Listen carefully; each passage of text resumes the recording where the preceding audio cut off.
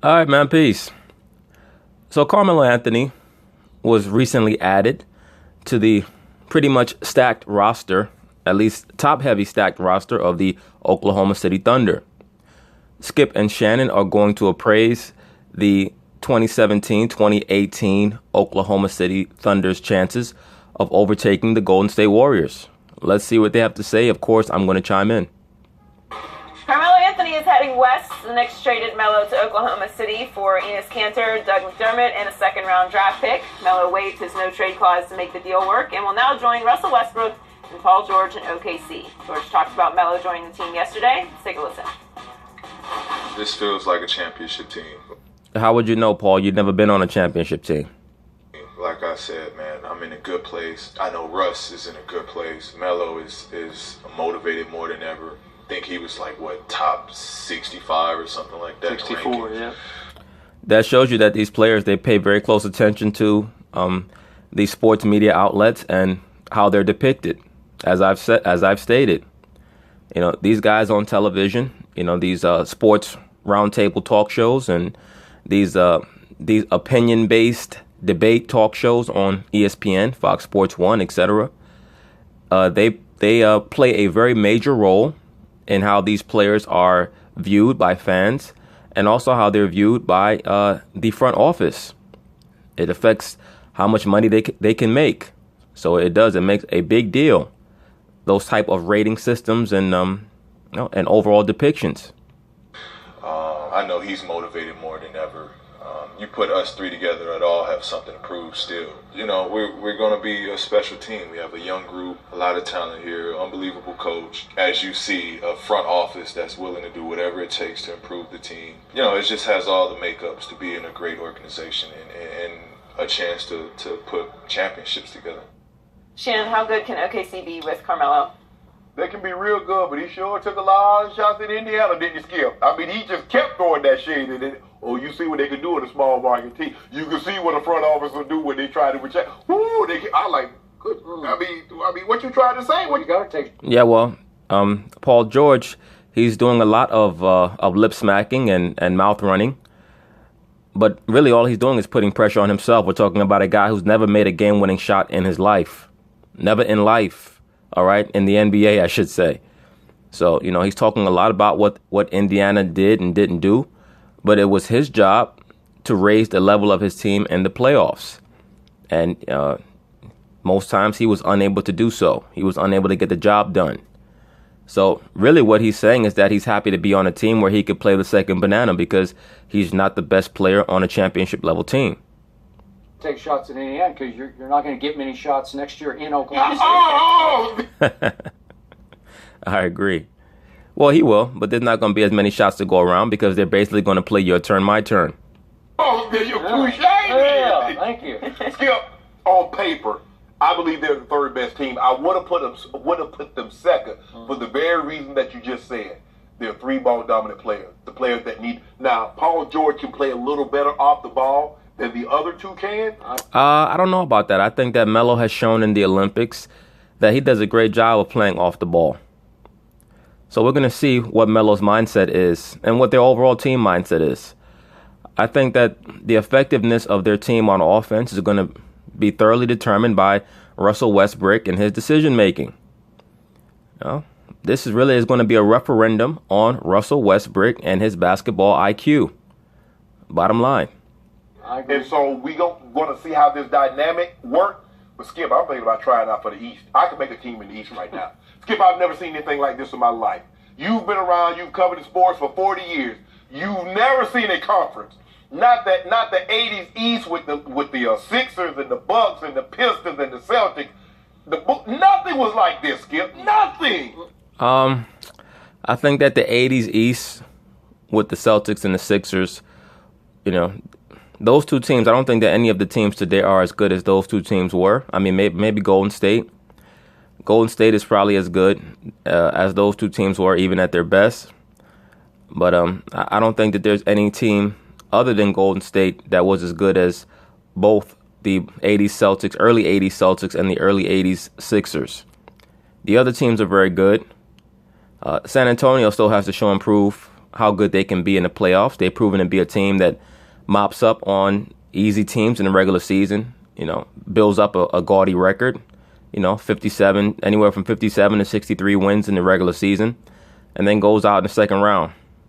I mean, that's pretty much been their MO, other than the years that they've been able to break through, like 2014 when they mollywopped LeBron in the Heat. But, it is going to be a fun watch in the West. And once again, the NBA is going to have to consider playoff realignment. Because if their players are going to have this type of mobility, you can't have one conference that is this laden with great players. The All-Star game is going to be an embarrassment. I mean, the All-Star game has been an embarrassment the last few years anyway, because guys are not taking it seriously. They're just jacking up 3-point shots.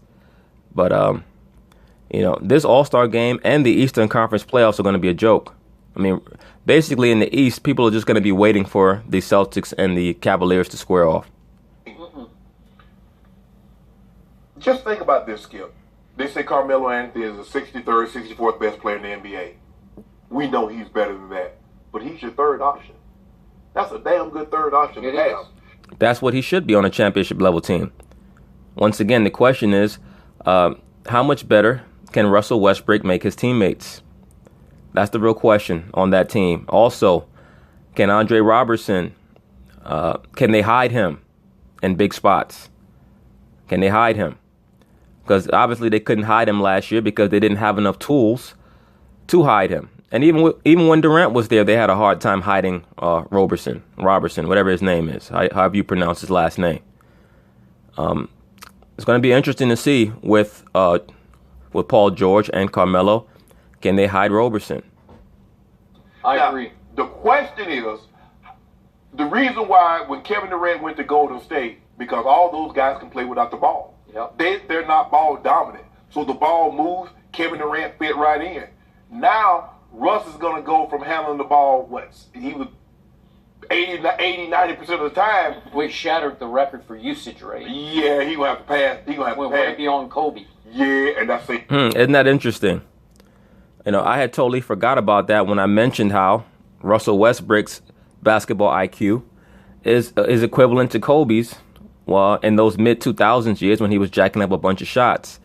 Of course, Kobe's fanboys got mad and they came in and said, how could you say Kobe doesn't have great basketball IQ? Even when he shoots 8 for 24, it's because he wants to win so bad. That's why he takes all those shots. He wants to win so bad, But yes, when you have that type of usage rate and that low a shooting percentage, it shows that, you probably have the ball in your hand a little bit too much.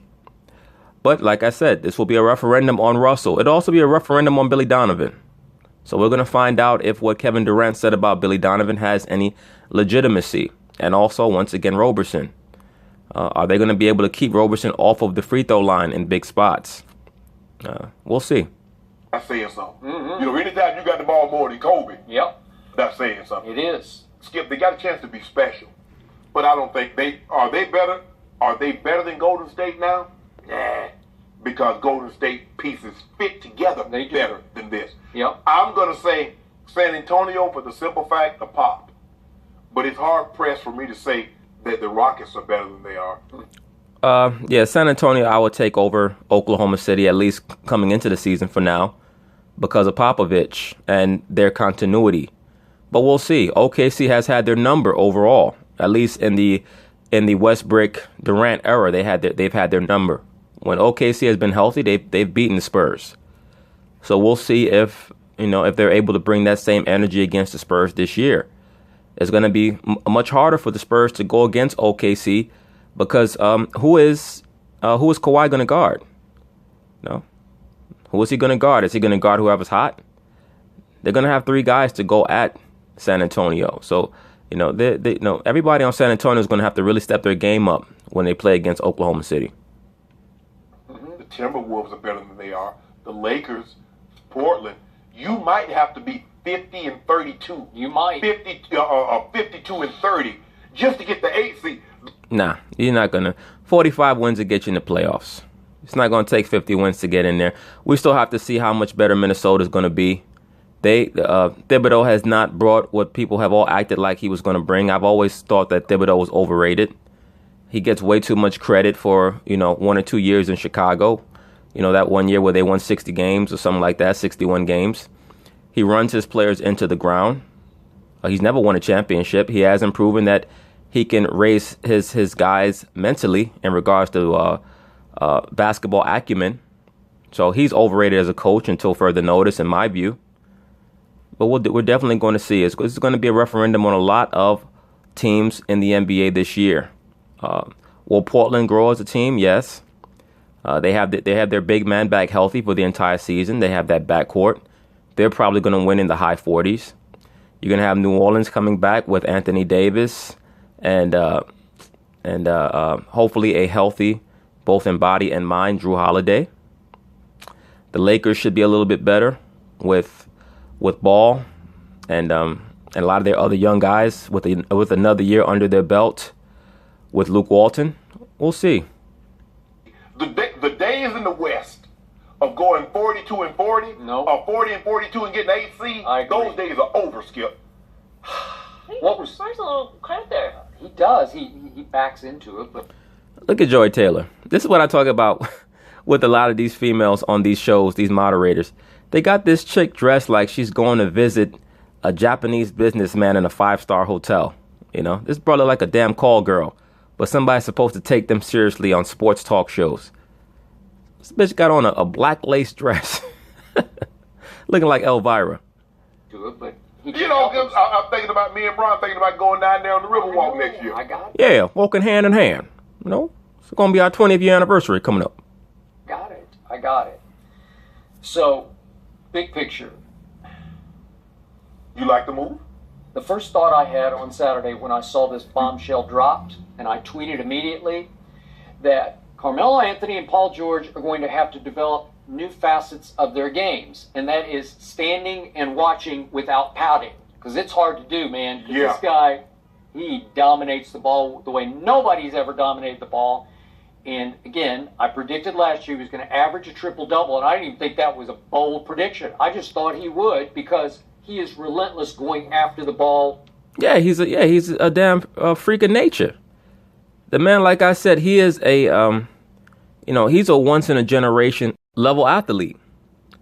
But once again, Russell is going to have to show that he can take other good to great players and intermingle them into a team system. These are things that he's going to have to show.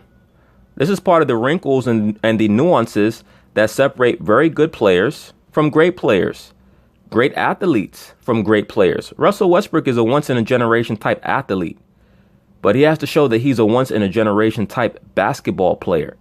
That's what makes LeBron great, is because he's both. So, it's like, when I mentioned that Russell Westbrook is not a good clutch performer, and one of his fans got mad in the comments and said, well, in the stats, Russell is the best clutch player. Look, bro, this is what I'm talking about when I mention basketball acumen. There are certain guys who are great in the clutch because their stats say so, because they have the ball in their hands all the time. And then there are other guys who are great in the clutch because they just execute. They know when to make the right shot, the right pass, go to the basket, get to the free throw line, things of that nature. Everybody knows that Russell Westbrook is not good in clutch moments. He's just not, because he's not a good jump shooter. His brain moves a little too fast sometimes. The great players, their brains actually slow down the action around them in those moments. All right, when you listen to the great athletes, the great performers, really in any walk of life, they tell you about how things slow down, and they were actually able to move in an environment that appeared to be going in slow motion around them. Michael Jordan once made a great commercial back in the day. I can't remember for which company he did the commercial for. It showed him he was playing against the Los Angeles Lakers. He was on the Bulls. In the commercial, he was going against the Lakers, and they inbounded the ball. I'm trying to remember who was guarding him. I think it was Rick Fox. But everybody around him was moving in slow motion except for him. And then he went to the basket and he dunked it. That's how the great players view the game, and Westbrook has not gotten there yet. On the glass. Right. I've never seen a guard rebound harder than he does. You say get some gift rebounds on the free throws, but whatever. It's hard to do it, man. Yes. To get 10 a game. But he did it for 82 games, so he did. Let's give him some Way credit to go. for that. Way to go. Congratulations. He pulled it off. But in the end, I've said this from the start, I believe that Russell Westbrook has always been a little more about starring than winning. That he prioritized being a star, enhancing his brand on and off the court, than he did actually setting out to win a championship. So what was Well, his style of play has shown that. What was the first thing Kevin Durant said when he got to Golden State? What did he laud and applaud immediately was they share the ball. What is Coach Pop known for? Sharing the ball. What is this team not known for? They do not share the ball. It is dominated by one Russell Westbrook. So it's going to be very interesting to me because the pieces are there. Yes. If you could get the pieces to click, they could challenge Golden State because I don't think so. I think that it's going to take at least a year of them being together for them to be able to even approach Golden State. But, I mean, we'll see. They have a lot of talent, man. But they're like a fighter with a great punch going in there against a fighter who is a championship level fighter, the champion, and he has all the wrinkles and he's seen everything. And OKC is like the fighter on the come up. It's kind of like Golden State is Sugar Ray Leonard in 1980 and Oklahoma City is Thomas Hearns in 1980. And, they're just coming, it's building up to a meeting. And we'll see if OKC has the wrinkles in the big spot to pull out the big victory.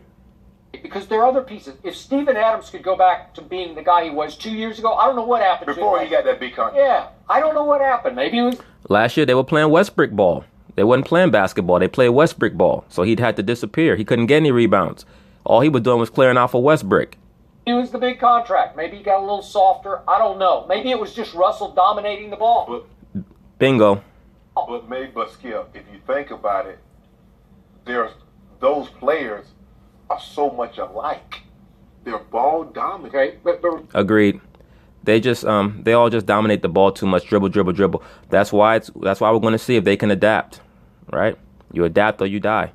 But remember, to finish the piece, Andre Robertson can play defense. Yes. He can bother James Harden. Yes. He can bother Kawhi Leonard. He can bother a lot of people. Well, if it's a close game, I'm going to foul it and see if he can bother the basket. Okay, well, that's... Word. I agree. I co-sign Shannon on that one. Robertson is the Achilles heel of that team offensively. There's no doubt about that.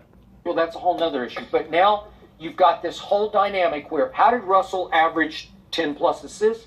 Because he attacked two defenders almost every time down and took them to the basket. And either he was going to shoot it or get to the foul line, or he was going to dump it for the two bigs. Now Cantor's gone by the trade. I like Enes Kanter. But they're just going to dunk it off you lay it on the floor for them. Or he's going to kick it out to spot-up shooters. Is Carmelo going to be happy being a spot-up shooter? Is Paul George going to be happy being a spot-up shooter? At this point in Carmelo's career, he doesn't really have an option to figure out what's going to make him happy in regards to self-glorification. All right, he's 33 years old, 32 years old, however old he is. He's on the other side of the mountain. He's on his way down the mountain. He's not so far down on the other side that he's no longer a viable player. He is a great third option on a team. He's a third option on a championship level team. All right, but the days of you giving it to Carmelo on the low post, on the low box, or even on the high post, and him going to work and everybody clearing out, and that being a number one offensive option for your team, no, those days are gone. Right now, he is going, and it's going to add a couple of years to his career. If they keep this team together, and they mesh, for him to be a guy who can, just receive kick-out passes and make 20-foot jumpers, 18-foot jumpers, wide open threes. It's going to take a lot of pressure off him. Shooter? No, they are not. Are they capable of being in the mix of what would be a share the ball offense where they could both be very good? Yes, they could be. Yes. But you know what Russell's going to have to decide? Do I want to win or do I want to star? Do I want to average a triple? You can still average your triple-double, but you're going to have to average 6 or 8 fewer points on 6 or 8 fewer shots. Correct. If you reduce points and shots and get them involved almost every time down the floor, get them a touch, you got a shot, man. I agree with that, and I think Russell will be fine with that. I think that Russell will No, he'll average less points. He'll probably average around 20, 22, 23 points a game this year, maybe 24. But I think the thing to really watch with Russell is for his proficiency numbers to go up. That's what he needs to concentrate on. His shooting percentage has to go up from 43 or whatever it was last year, 42, to try to get up to about 47. That's going to be the big difference for their team. Him making better decisions offensively. Him getting his turnover rate down. Man, and Carmelo's going to have to sacrifice and Paul's going to have to sacrifice. But if they do, the pieces are in place. They have enough firepower to at least threaten Golden State. I like the mix, and I'd much rather have Carmelo than not have him. But I don't see how. Remember, Carmelo has been the ultimate ball stopper, maybe in the history of the league. Yeah. Absolutely, I call that nigga the black hole. You give him the ball's not coming back out. He's been the ultimate black hole that I've seen in the NBA. I mean, he's up there with. I mean, Shaq was a black hole, but at least Shaq was a dominant 7'1", 300 and some odd pound center. Like Carmelo, I didn't even want the Knicks to make that trade when they made it. Yes. That's what Phil didn't like. Phil Jackson didn't like immediately. Absolutely. That's why I say Phil Jackson was forced by James Dolan to keep Carmelo Anthony. And that led to a chain reaction of other bad decisions.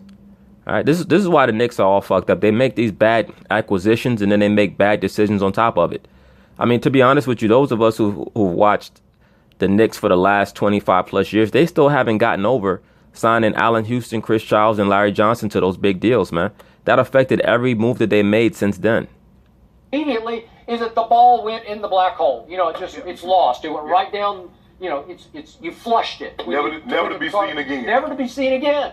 What? And so now you're going to stick him. But hey, you know what else I thought is that.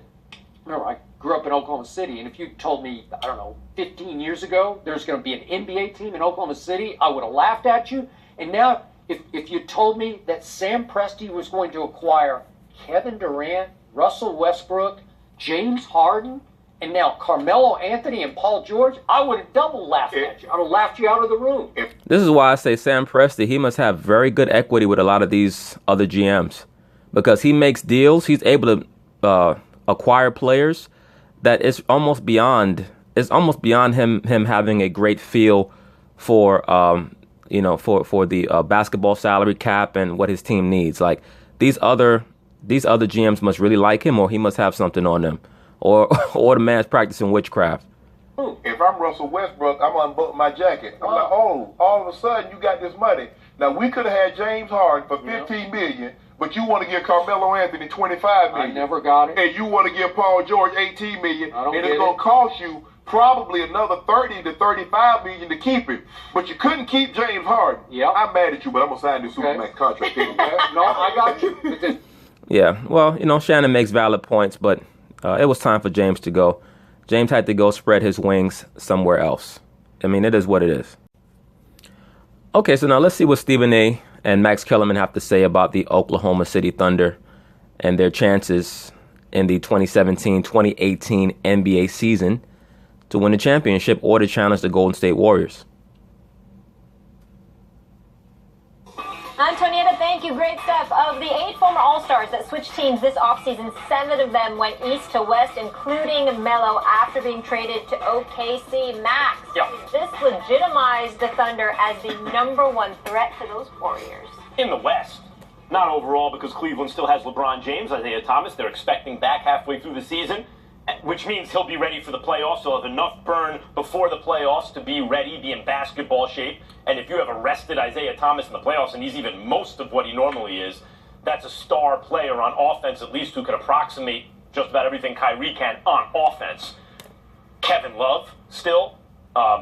You got Crowder in the trade, who's kind of exactly the type of player they've been missing so far. The Swiss Army knife.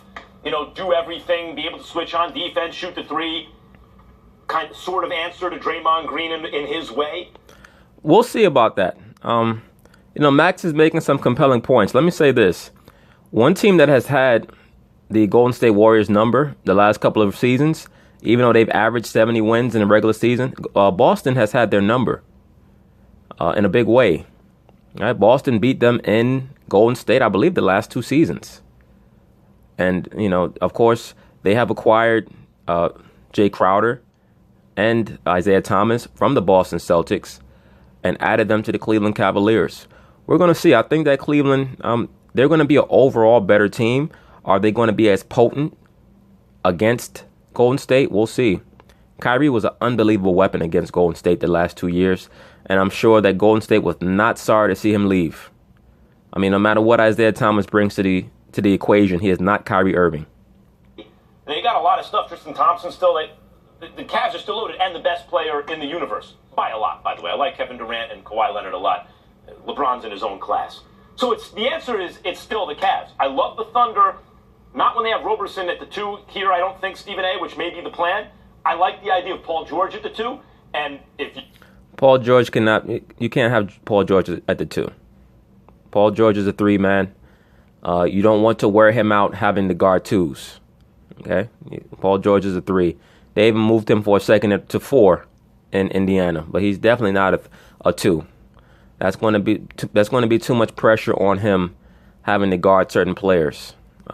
He's a 3-man, especially when, for the most part in the NBA, you put him at 3. And I mean, outside of KD, there's not that many compelling or dominating 3 men in the NBA for him to worry about. Of course, you have LeBron and you have KD, but when you have him at 2, he's gonna have to be running around too many picks, and it's gonna wear him out on defense unnecessarily. You have a defensive weapon like Roberson out there for that. Now, you may move Paul George to 2 in big spots, particularly if the opposing team has a shooting guard that's on a roll, and it's in the fourth quarter, and you need somebody who can also score. So you don't really, Roberson may not be as viable. But no, you're not going to have Paul George at playing the 2 position defensively for the entire season. That makes very little sense. If they play him that way, boy, that starting 5 is vicious. Westbrook, George, Carmelo, Patterson, who can also shoot and do all these other things. And Adams. Right. I know that he won't be. That would be my starting 5. If you said that's the starting 5, I'd think, all right, well, you got your work cut out for you, everyone else. But as it is, also, you have multiple chances to get bumped out before the finals if you're OKC in the West, let alone against the Warriors. The Cavs still have a pretty much free ride, apologies Celtics, so long as Isaiah can play, to the finals. So I think the Cavs remain the biggest threat. Number 1, this is your starting 5 if you're Oklahoma City. I'm telling you what. They Roberson at the 2. No. It's going to be Russell Westbrook. You've got Paul George. Roberson is going to do much of the work at the 3 for you. He's basically there for defense because we know he 2-3 nowadays is like the same thing. He can't shoot to save his life. We know that. With Steven Adams and Melo, that's their starting 5. That's what their starting 5 is going to be, according to folks that I spoke to this weekend. Things could change or whatever, but you got Patterson, you got Raymond Felton, who they think is a big deal coming off that bench. Well, yeah, Raymond Felton, he's a good backup.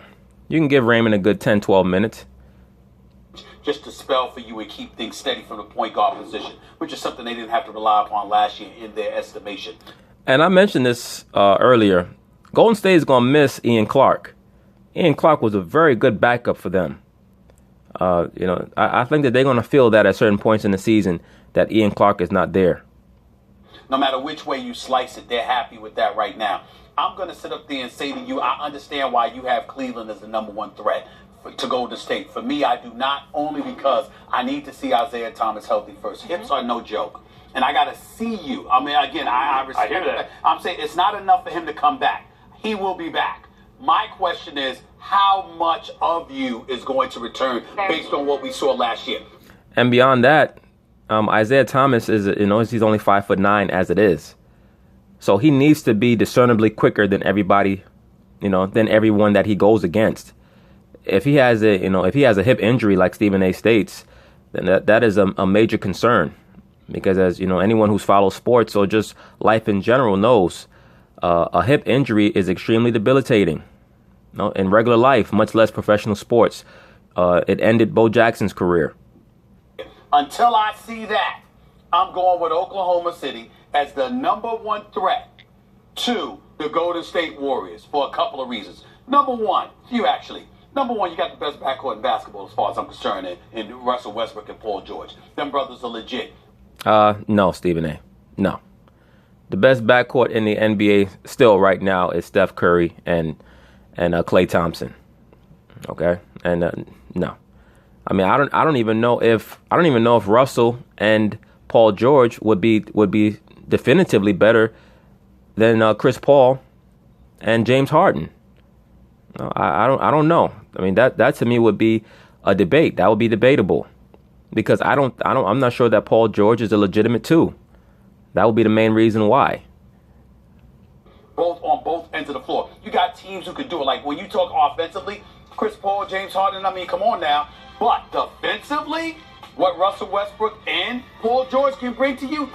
Well, first off, Russell Westbrook is an overrated defender. He's not a good defender. All right? Because he's, I mean, to be quite frank with you, he's an airhead. You know, he might be an intelligent brother, but on the floor, he's an airhead. He makes he has a lot of mental lapses on the floor.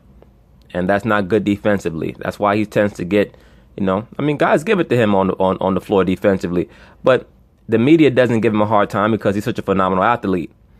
When it comes to guys like Curry, who's not viewed as being a phenomenal athlete, when Curry gets roasted as Curry's the worst defensive guard in the league and all this other shit, and that's just not the case.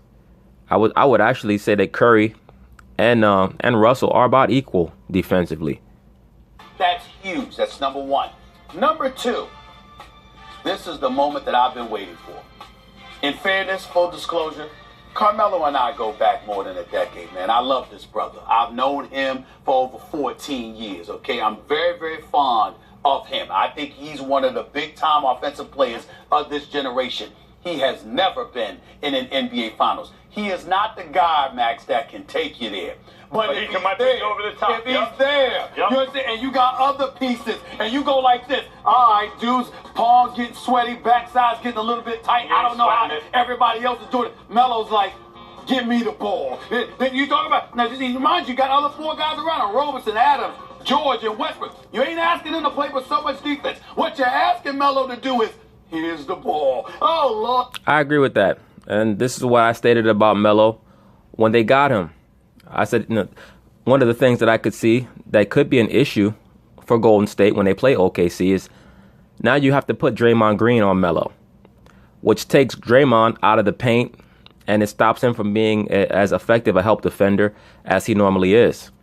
I mean, he will have to totally focus on guarding Melo, and that will wear Draymond down.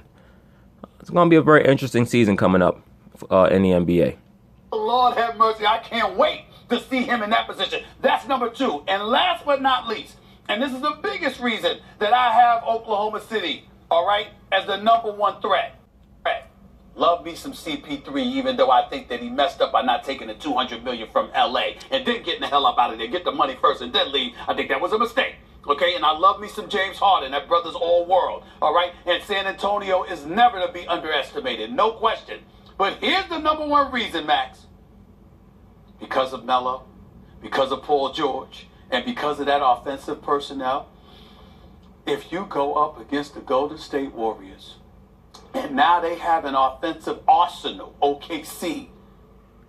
No, they don't.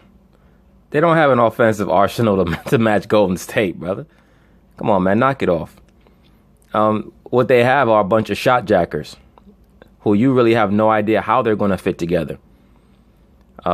This team is not even as good as the OKC team of 2 years ago, right? At least to me, not on paper right now. Because Melo is not going to, I mean, the real question is, do Melo and Paul George together equal what KD was bringing to the table? Remember, KD's bringing you 28 points a game on 50% from the field and good defense. Do Melo and Paul George combine to bring that? Maybe.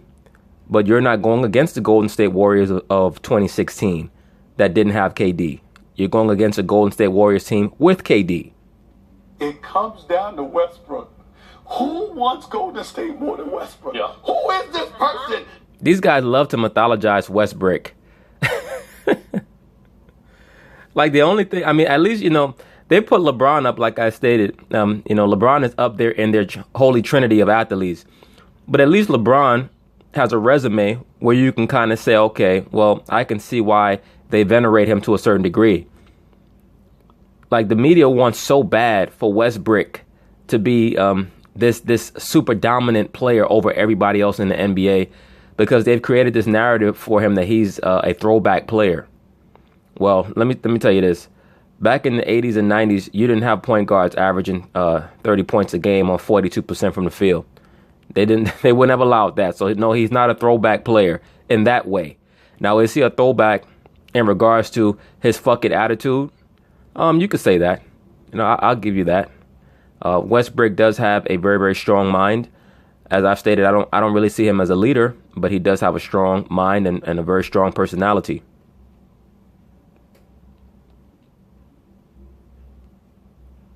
That wants to go to. LeBron has lost 2 of the last 3 finals to the Golden State Warriors, and I don't even think he wants Golden State as bad as Russell Westbrook. First of all the chirping about Steph Curry, who's the best shooter I've ever seen, and then Kevin Durant leaves and all. Now you got to remember, last year you were able to gang up on Russell Westbrook. Now because George and Melo are there, you got to man up on this brother. You can't gang up on him. You got to man up. Who is going to man up? You can't take. But how is Westbrook done under pressure late in games? Thank you, sir. Thank you, Max Kellerman. Please let him know. I feel you, but check this out. If you're Durant, you got to preoccupy yourself with Melo. You can't have Draymond Green on them. You got to go score. Paul George, Klay Thompson. You can't leave somebody else. You can't put Steph Curry on Paul George. So ultimately, it's gonna come down to Steph Curry. You're gonna have to go up against Russell Westbrook. Lord have mercy. Yeah, well, Russell Westbrook gonna have to go up against him too. And I've seen Steph Curry give him 35, 40 many times. Once again, Russell Westbrook is not a great defensive player. I can't wait for this. Am I sensing excitement? Oh, I am excited. I am excited. I'm excited. I am excited. This is not last season. This is not last season. I'm excited for this season. Kevin Durant ruined my season last year. I agree. Paul George ruined a major season. They're not as deep as Golden State. They're not as good as Golden State. They're not as deep. They're not going to beat Golden State's a favorite. You heard it here first. They're not going to beat Golden State. Like, what's your prediction? Are both teams healthy? Golden State wins. You better hope that Carmelo can make it through the season. That's what you better hope for. They win, period. I'm not on the fence. I don't have to wait to see it. Golden State's going to beat them. They're better. But they were already better. And then they added Kevin Durant. They weakened. Thank you, sir. That's the point. And that was my point. If you combine Carmelo Anthony and Paul George, they probably equal Kevin Durant. Maybe a little bit above. But then that would put OKC in the same position that they were in the 2016 playoffs when they faced the Golden State Warriors team with a hobbled Steph Curry without a Kevin Durant, and Golden State was still able to come back from down 3-1 on them, which once again shows you that in the clutch, in big moments, Russell Westbrook is not a guy who helps you execute in big moments in pressure situations. He's just not. Weakened them by adding Kevin Durant. This Golden State team without Kevin Durant would not beat this OKC team. I think it probably would. Actually. No, it would not. Probably would. No, it would not. A team is more than the sum of its best three parts. I understand that. I agree with that. Would Golden State without KD beat this OKC team? It'd be close. It would be a great series. Now, wait a minute. You and I have both seen, despite the fact that you need to learn a little basketball from me, just like I learned boxing from you. I keep telling you this stuff. The bottom line is you still know your basketball. Well, if that's the case, if you guys got to learn about your respective sports from each other, then neither one of y'all know shit, because neither one of y'all know a damn thing about the sport that y'all be talking about half the time. You just talk fast and make up shit. That's what the both of you do. I have seen teams where they were better than Chicago, but they didn't have MJ. Yeah. And I'm just saying to you. Neither does the OKC. Wait a minute now. Come on now. When you look, of course, I agree with you about Carmelo. Come on now. Carmelo is clutch. And Russell Westbrook. Carmelo, and by the way, I feel bad for Carmelo. Did you see what this dumb Negro Stephen A. Smith just did? He basically tried to give Russell Westbrook Michael Jordan qualities. Like, these guys, they're so ridiculous. And I've noticed this about Westbrook, probably for like the last 3 years. The liberal sports media just talking so glowingly about him. And the funny thing is, the reason why they talk glowingly about him is because they're constantly trying to assign him with characteristics that would be considered conservative, meaning being very manly and standoffish and recalcitrant and, being pretty much nonconformist, unapologetic. These are things that normally they would lambaste in most modern day people, right? But for whatever reason, they glorify it in Westbrook. But whatever, man, it is what it is. Because all all he ever did was play his heart out for New York. However critical I've been about his defense, there was never any doubting how he loved New York, how he played his heart out for the team, how he didn't want to leave, how when they gave him just a little bit, he won 50 games. 54. Carmelo's a great player in his prime. He's still really, really good, and he's become underrated. Too many people like me were saying he's too overrated for so long that now he's become underrated. He's still excellent. OKC is formidable. No, he's not excellent. Carmelo is very effective. He's borderline good. He's not excellent. He does have a chance to be an excellent third option for that team, as long as he can be properly grafted into their offense and properly utilized by Westbrook. I'm not denying that. The problem is this. If Roberson's going to start, and I believe he will, because Carmelo's really best at the 4, they still don't have enough shooting. Westbrook's not a great shooter. Roberson can't shoot at all. They just walk away. Well, Westbrook can get in the hole and will. Paul George I'm just talking about, they have 2 guys who can shoot. The reason I like Patterson in that lineup as a stretch 4 is because, and Roberson is a defensive guy off the bench. He's going to play. I know, but really what it points out is they still don't have enough shooting on the team, period. Well, I agree with that. They don't have enough shooting. And when Golden State decides to lock down on defense, you're going to see how much OKC will struggle, because if they don't have a proper ball movement offense, it's going to descend into one-on-one, and none of their one-on-one players are going to be as effective in keeping up with Golden State as Golden State will be in executing their offense and getting wide open three-point shots. Well, they're at least one shooter short. I feel you on that, but you're also negating the fact that when Golden State went small for those 2 games, and it was a couple of years ago against OKC, you had Draymond Green, who I love, this brother, guarding Steven Adams. It was problematic. Yep. And I'm simply... Yes, but all that was based on the fact that Kevin Durant was out there on the floor. Once again, Stephen A., Golden State has Kevin Durant. You can actually have Kevin Durant guard Steven Adams in spots because of the way that he can rebound and block shots. Kevin Durant I'm talking about. Stephen A. is just, I don't know what's going on with him. Simply saying to you, you're right about that. OKC, if you got 3 dudes who can put the ball in the hole, because you're not stopping Russell Westbrook from getting to the hole. Nope. You're not doing it. And they spread the floor, which opens up like maybe feels, look, the mentality. You actually want Russell Westbrook to get infatuated with going to the basket. That means that he's not considering his teammates. You want him going to the basket. You play that Venus flytrap defense, sucker him in. Get him totally thinking about trying to dominate by taking the ball to the basket, take his teammates out of the game, and, build up a big lead. You have to use Westbrook's aggressiveness against him. Mentality of Carmelo versus KD, the mentality is maybe Russell Wilson now feels under pressure. I got a guy who can get. Carmelo opens up the season against the Knicks. We're just so happy you're excited again. I'm very excited. I'm very excited, Max. I'm that's very what excited. it's all about, right? I'm excited. Get all fired up. So is Paul George. excited. He says he thinks it's a championship squad, telling USA Today. All right, gentlemen, we will leave it there. But anyway, we'll see how good OKC is going to be. I think that they're going to be good. I don't think that they're going to be great. But once again, it's all going to be up to Westbrook. It's going to be up to how much better he can make his teammates. Sometimes I get certain posters, people who make comments saying that I overrate Isaiah Thomas, meaning the old Isaiah Thomas from the Pistons. Look, great floor generals. They know how to implement all of their weapons and maximize their potential. This is what Westbrook is going to have to do. But anyway, peace.